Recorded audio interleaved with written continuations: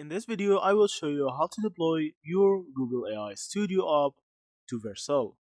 So first, after you finish your project or your app, I'll see from here, you need to click on Publish.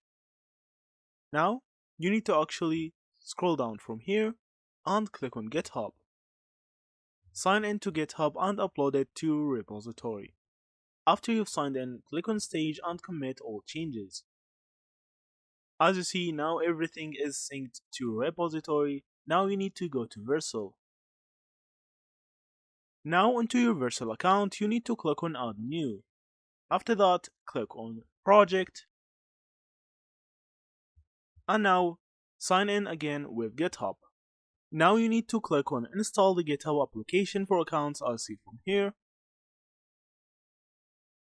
Click on All Repository, or you can select the repository that you want.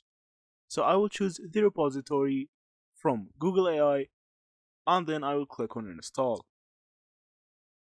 Now you can just click on Import. Now you can choose the application preset that you want, as seen from here, and choose everything, and then click on Deploy. After that, your project will be deployed in Vercel. So that's it. Thank you for watching and see you in the next videos.